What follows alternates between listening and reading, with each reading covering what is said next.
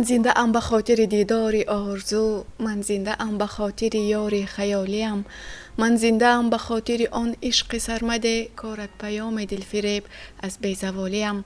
السلام علیکم بینندگان عزیز و گرامی قدر برنامه آفتاب باران، با تمنای خوشی های فراوان برنامه نوبتی خویش را حسن آغاز می بخشیم. دوستداران ادبیات معاصر تاجیک، عاشقان شیدای شعر لایق، امروز ما را پیگیری نماید. مهمان امروزه برنامه ما دکتر علم های فیلولوژی، پروفسور دانشگاه دولتی خوجند به نام اکادمیک باباجان غفورов، استاد عزیزمان ضمیر علم اصفا هستند. استاد عزیز خوش آمدید میگویم به برنامه آفتاب باران. در برنامه امروز نیز میخواستیم یکی از غزلهای استاد لایق را شرح و تفسیر بفرمایید. غزلی که انتخاب کردیم در راه های زندگی آهسته رو پیوسته رو بود. میخواستیم درباره مضمون و محتوای این غزل در تربیت نمودن جوانان نسل امروز فکر و ملاحظه های شما را دانسته باشیم. سلامت باشید گلهر جان. همه اشعار استاد لایق تربیت دهنده است و وقتی که ما اشعار لایق را صحبه گردان میکنیم درک میکنیم که همه آثار لایق این تربیت دهنده نسل جوان امروز و فردا است. و من غزلیات لایق در زمانش و امروز هم در حیات معنوی مردم تاجیک انقلاب را به میان آورده بود. با کدام سبب و از کدام سبب یک شور و شر در بین جوانان خاصتاً یا در بین میان سالان آثار لایق یک انقلاب را به وجود آورد، انقلاب معنوی را به وجود آورد. سبک نگاریش، اسلوب آن، طرز کاربست کلمه های از بین رفته، احیا کردن ژانرهای ادبی که در زمان شوروی آن قریب که از دست رفته بود و اون واژه های که مخصوصا لایق کاربست میکند در شعر خودش، این محبوبیت پیدا کرد در بین مردم تاجیک و بیرون از مرز آن و محض همین گونه سبک، اسلوب و طرز نگاریش شاعر بود که شاعر با مضمون و محتوای والای خودش غزلیات خود را آفرید و در بین مردم مهر و محبت بی اندازه پیدا کرد و همین طور هم هست. و از هر یک غزل استاد لایق ما یک فلسفه زندگی، تحلیل حیات امروز مردم تاجیک را دیده می توانیم. وقتی که ما اشعار لایق را می خوانیم درک می کنیم که قهرمان لیریکی اساسی خود اشعار لایق است. بله.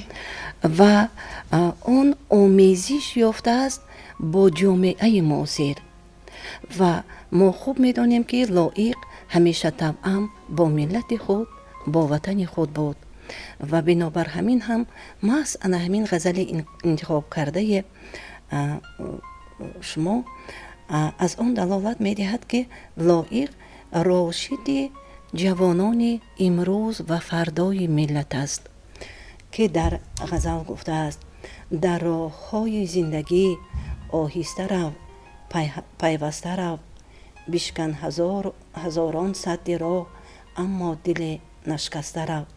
نگاه کنید گلهیا جان میگوید که در راه های زندگی، شما خوب میدانید که حیات ما بسیار پیچ و تاب، فراز، پستی و بلندی و گردبادها و گردابهای زیاده را دارد و خود انسان وقتی که به زندگی وارد می شود و آن را با عقل خودش درک می کند و راه خود را خود انتخاب می کند و لایق بزرگوار تنها یک نصیحت می کند و می گوید که بشکن هزاران صد راه اما دل نشکسته رو.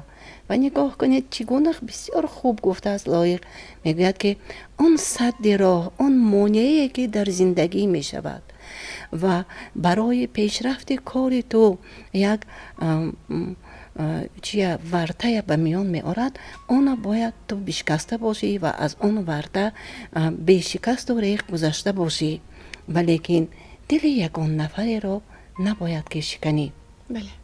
دل شکستن اینجا یک عباره فریزیولوژی هست، عباره ریخته است که به معنای مجازی آمده است. بله. یعنی غم ندادن یگان نفر، آزار ندادن دل انسان، این استاد لایق در نظر دارد. بله. از رازهای کسمدان خواهی که بکشایی تلیسم، با دلبری صاحب دل دلبسته رو دلبسته رو. نگاه کنید که در یک مصرع لایق کلمه دل را 4 مراتبه کاربست کرده است و این هم از مهارت بلند شاعری و نگارندگی لایق درک می دهد و می گوید که از راه های کسمدان خواهی که بکشای تلیسم. یعنی وقتی که زندگی به زندگی وارد می شوید، گفتیم زندگی خودش یک شیب و فرازها دارد که آنمو نمی دونیم که پگاه چی می شود، یا امروز معلقه نمی دونیم که تقدیر ما چگونه حال می شود. و بنابر همین لایق می گوید که همه وقت باید که انسان با راه خودش هدایتگری یک انسان دیگر باشد، با خصلت خوب، با مهنت حلال و با رفتار نمونوی.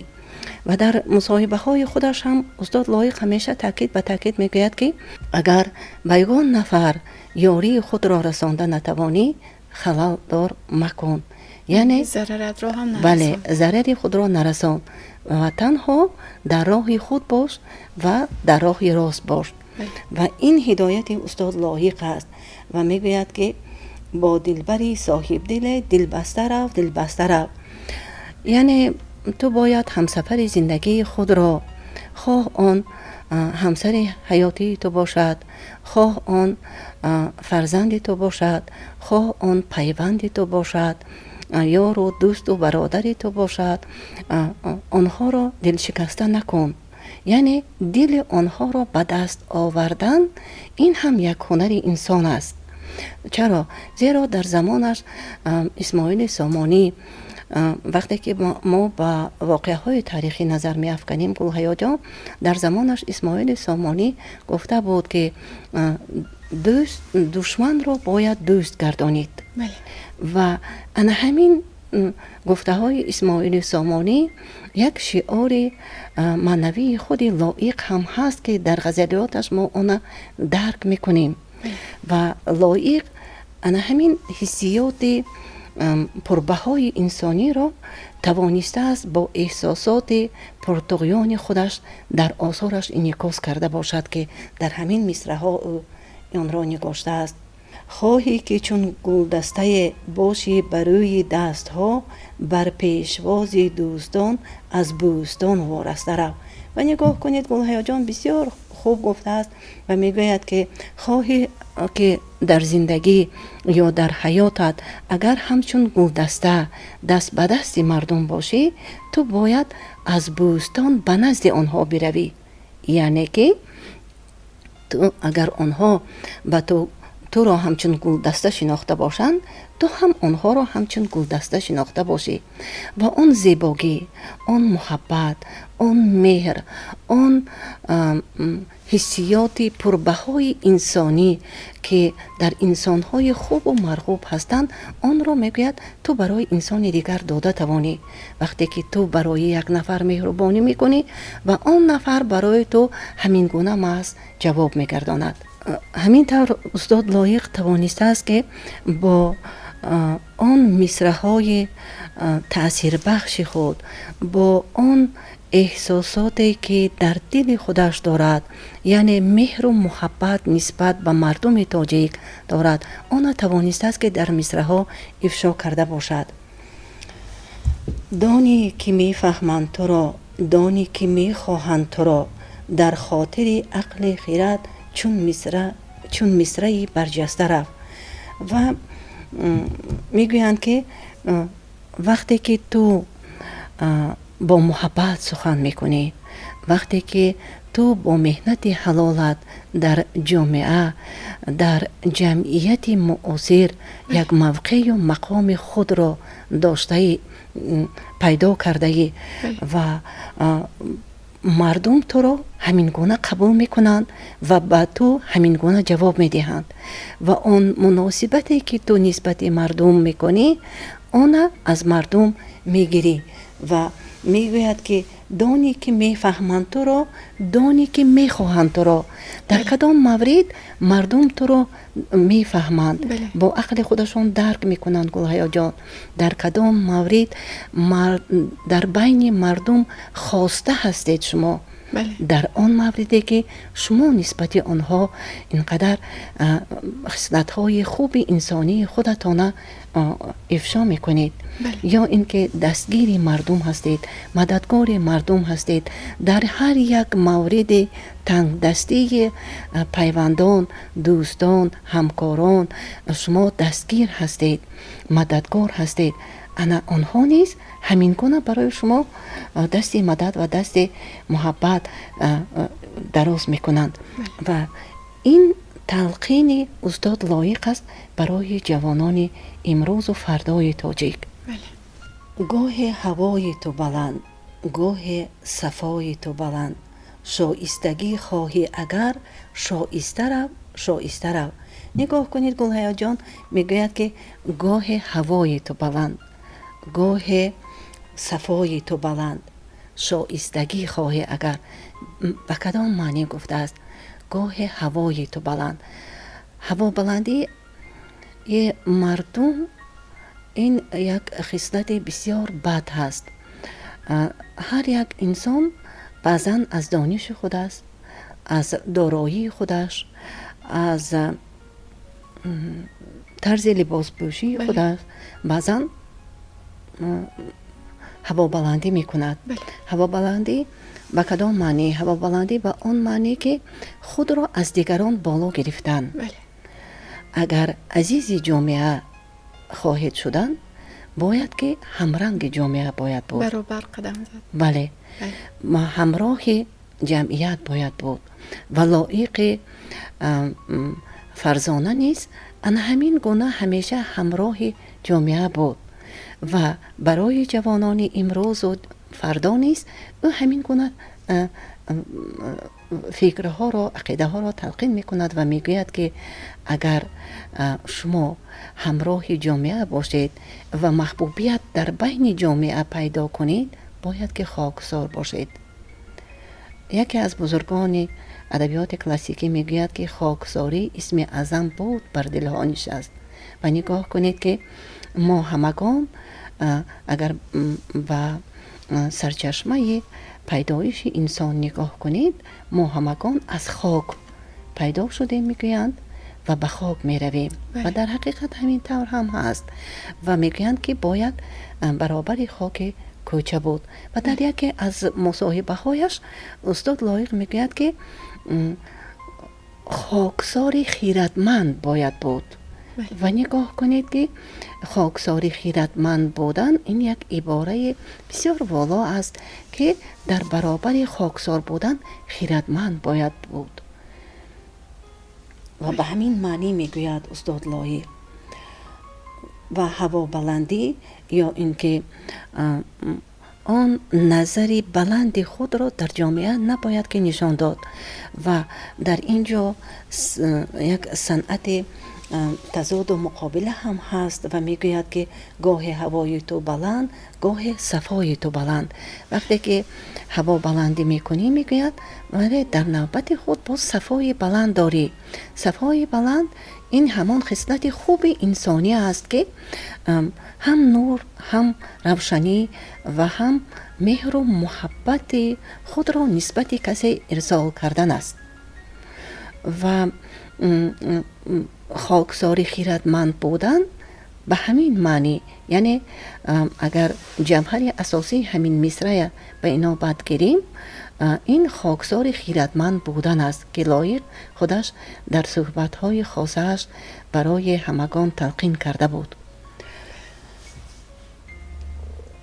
و وقتی که تو خاکسار میشوی میگوید تو با شایستگی یعنی که لایق مردم میشوی. وقتی که تو خاکسار میشوی تو عزیزی مردم میشوی میگوید.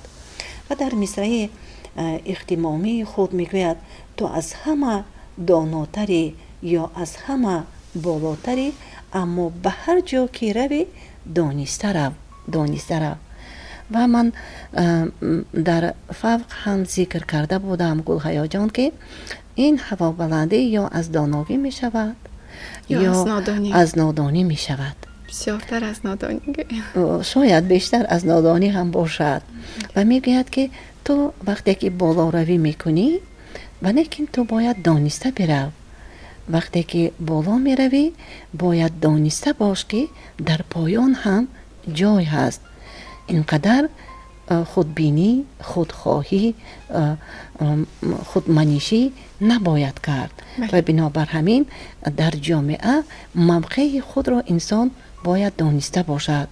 در هر یک مورد انسان از هم ادبیات کلاسیکی فارس و تاجیک که در زمانش استاد لایق از رودکی آن آغاز کرده بود و در جغرافی وسیع ادبیات کلاسیکی فارس و تاجیک جولان بزد و هم در ادبیات شرق و غرب اینقدر او مدید در آنجا باز ایستاد و بعداً آمد به ادبیات امروزی ما و ما توانستیم که لایق را همچون پیوندگری ادبیات کلاسیکی، ادبیات غرب و ادبیات امروز تاجیک دانسته باشیم.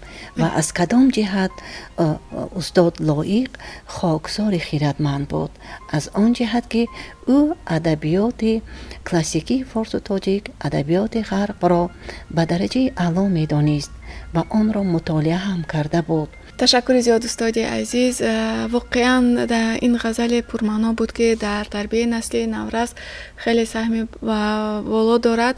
از جمله یکی از غایه هایی که مثلا استاد لایق در این غزل ترغیب نمودن این بیدار کردن ذوق کتابخوانی در جوانان و نورسان است.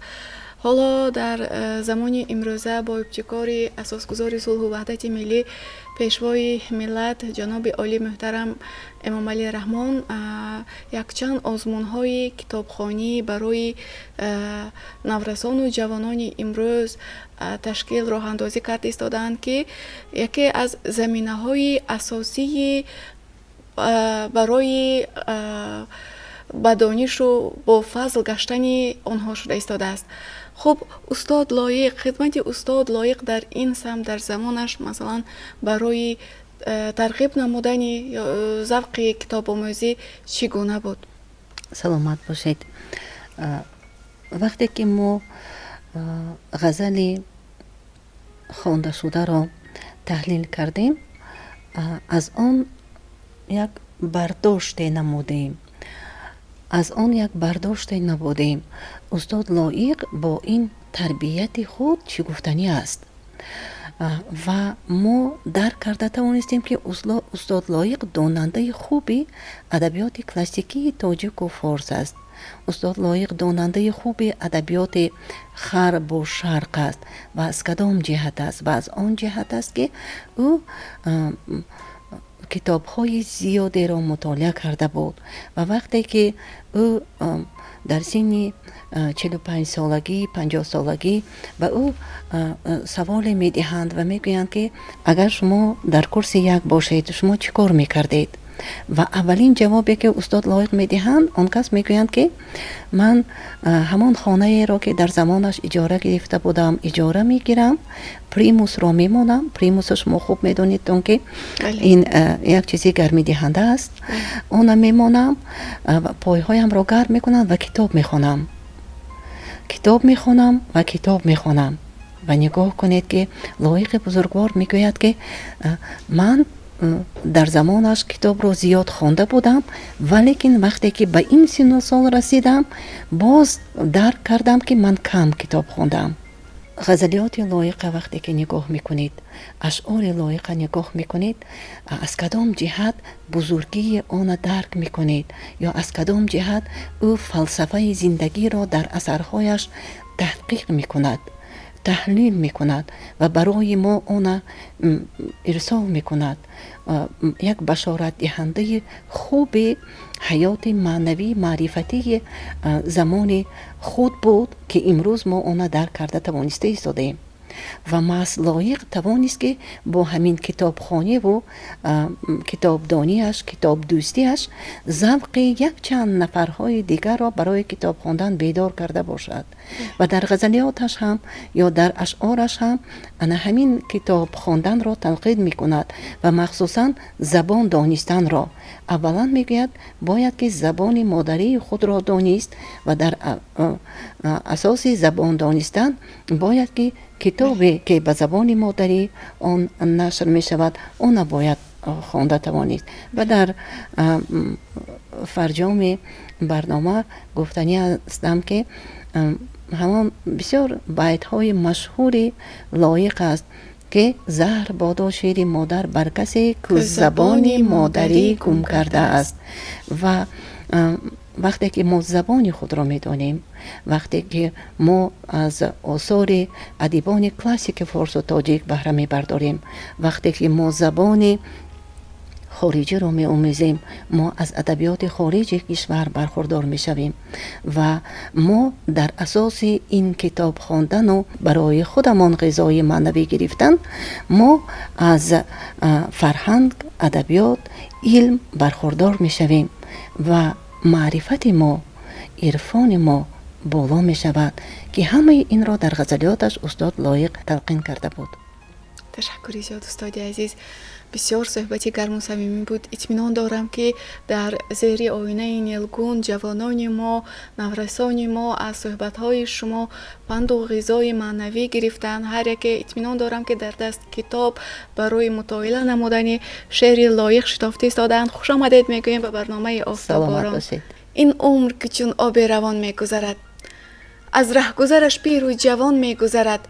هرچند تو آهسته روان صرفه کنی، پنهان و عیان و برقصان میگذرد. بینندگان عزیز و گرامی قدر، در همین جا فرصت برنامه آفتاباران به آخر رسید. در پایان برنامه تمنا میکنیم که هر لحظه عمر شما پر از نشاط و سرور و شادمانی و غذای معنوی گذرد. تا برنامه های آینده سلامت و سربلند بمانید. خیر عزیزان.